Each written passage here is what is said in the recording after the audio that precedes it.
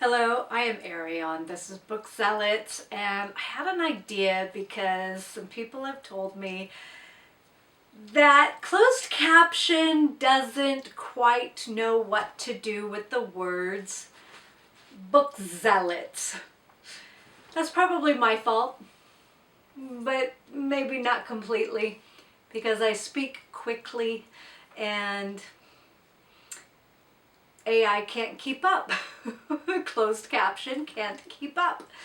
So, I had an idea that I would like to try for 2026, a goal for putting my meals together. This actually means more, but I often think of my books as brain food and what am I feeding my brain? And I like to feed my brain more than entertain it. Which isn't to say I don't entertain it. Yes, of course I do. I need to give my brain a break periodically. Everybody does. You need to take some downtime and just chill. However, in high school, one of my friends started it and she gave me a book to read and I told her what I thought of it because she always asked, especially if the book was from her sister, because then her sister would say, oh, give her this to read, give her this to read. God bless her sister. So she was probably the one that introduced me to classics before high school. Before high school, definitely. Yes, you know what? I'm thinking that my friend's sister, and you know what's wild? I never met her. We never ended up meeting. Anywho, she was my friend was the one that said, "Oh, that's okay. It's a potato chip. You can have one, and they're all the same." And then I started thinking of my books in more of a meal, not just snacks. Which in our family, if you have a snack, if you're not hungry for an apple, then you're not hungry. So we don't have junk food very often. And I care about my brain, so I don't have snack books, or what I would consider snack books, or even dessert, cotton candy. Who eats cotton candy for a dessert? I'm a dodo. Anyway, if you have, it's not really a snack either. That's a treat, isn't it? And Prometheus tried to have cotton candy once when we went to Disneyland and he hated it. Hated it. I would say more now of dessert. So here's my idea. I'm going to give 3 examples of 3 books for a meal. I use that term lightly. And you kind of don't know. You can guess what the book is going to be, what category it would be for food, but not always. Meat and potatoes, as an example. This happens to be William Tecumseh Sherman, In the Service of My Country by James Lee McDonough. I know a little bit about this man. If I recall correctly, was extremely racist man, very violent, and allowed his soldiers under him to be violent and kind of do what they wanted to do to the enemy, if I recall correctly. But I don't recall reading an entire book about the man.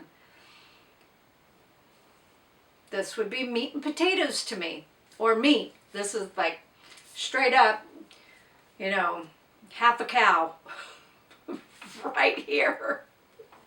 Okay, so there's our meat. And side dish. This could be a side dish. If it's very well written, it actually could be more meat. I don't know. Or it could be a side of peas from a can. or slimy canned spinach. You can tell I don't like those, huh? Or it could be corn on the cob. It could be something wonderful and delicious. It could be broccoli. It could be carrots. It could be something healthier as an aside. It could be rice pilaf. Side. This could be another side dish, or it could be dessert. I don't know. Now, I don't have a lot of dessert books, so I don't know if this is dessert or not. I'm just using it as an example for dessert. 3 more. 3 more books in this pile. Churchill. I've already started this, so yes, this is definitely meats. Like, chew on it, baby, because this is dense. Very dense. Grooves and fissures. I love it. Okay. This would be considered a side dish. How to read a book. I've started it. I already know what it contains. I haven't gotten that far into it, but far enough to know I'm enjoying it. I know what to expect out of it. And am I learning anything? Kinda. There are some areas I disagree with the authors. But I think it's going to be a healthy side dish. Now this one could be either a side dish as well, or it could be total fluff and dessert.